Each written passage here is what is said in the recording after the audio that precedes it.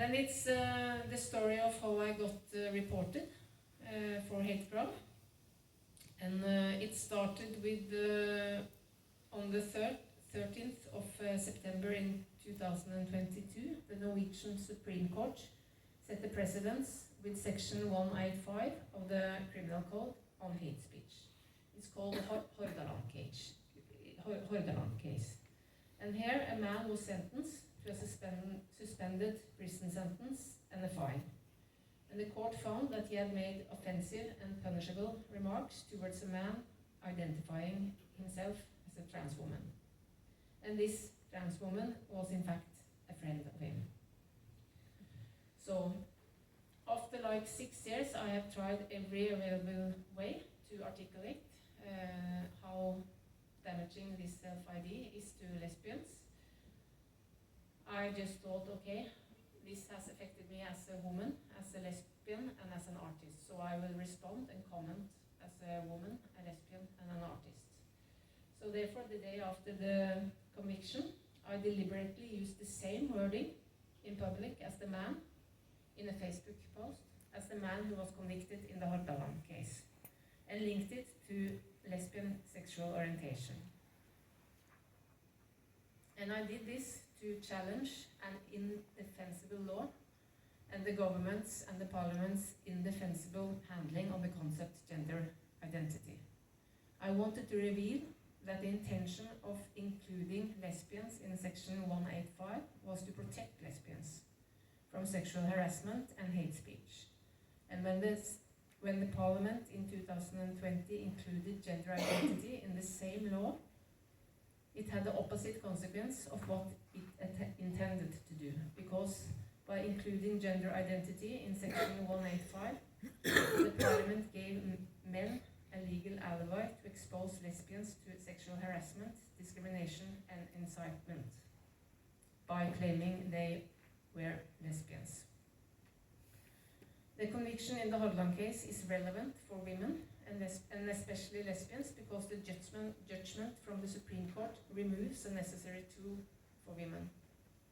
A piece of legislation that deprives lesbians of the ability to call out abusive behavior among men, regardless of the gender identity they wear, is harmful to lesbians. We must be able to call out the behavior of these men without having to be careful of the words we use. And a few weeks later, I received a letter from the police with a report and summons for questioning, and it was the National Competence Center in Hate Crime that had reported the case based on an anonymous tip. And a few days later, I appeared for questioning at the police station and also signed the questioning protocol. And then, whilst I was under police investigation, the most prominent trans activists were criticizing the police for their actions. And they claimed that they didn't want me to be investigated or convicted for emphasizing that men can be lesbians. So they were backpedaling, and they were also contacting the police, asking them to drop the case. And I think it was like they were beginning to understand, because they had owned the narrative in the media all the time, and they were beginning to understand that it wouldn't look good for Norway or the trans activists if a lesbian artist were taken to court because she said men can't be lesbians, whatever gender identity they wear or whatever fetish they have. So they really worked hard to make the police drop the case.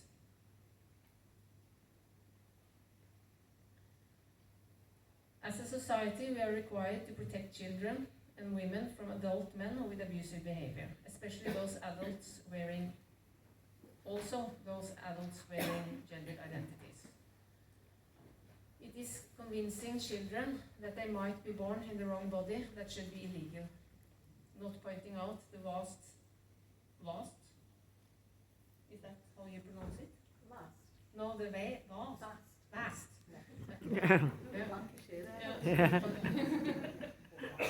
I used Google translate for the speech, so I don't know all the words. Quoting of the vast and destructive consequences of this new belief system. Inclusion of gender identities in legislation is, in fact, it protects the abusive behavior of adults who demand that the entire population validates their belief system. And in doing so, the safety of women and girls are set aside. The Norwegian Self-ID Law Self-ID Act is deeply offensive to women, including lesbian women. And it is indefensible and has not taken into account how it can affect women and lesbian women. That in itself is discrimination against women. And the law involves pervasive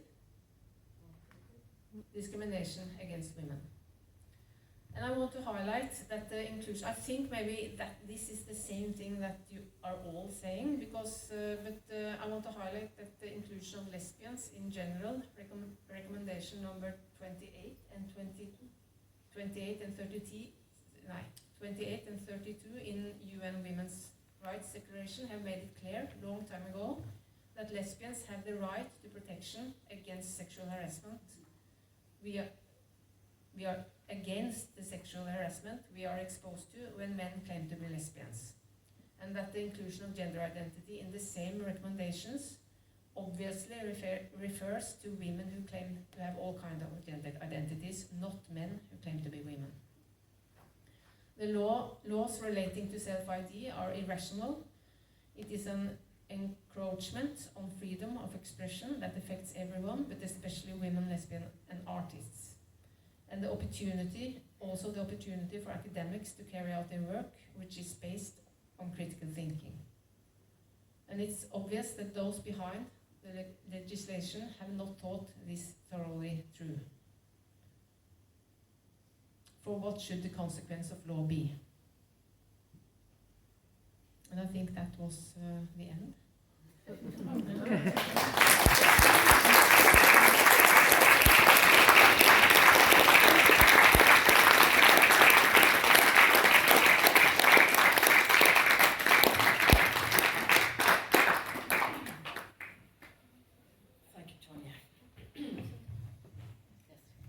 Sorry, I just want to say that what's happening in Norway should make shivers go down our spines, because the Welsh Government has just published their LGBTQ action plan for Wales.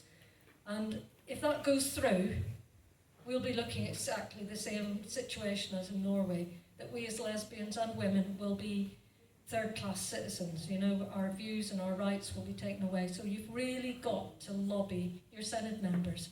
This is our call, this is our wake-up call in Wales, because it really is knocking at the door here. Sorry. That's the call to action. So we've got time for some Q&A, so if you've got some questions, and Kate's going to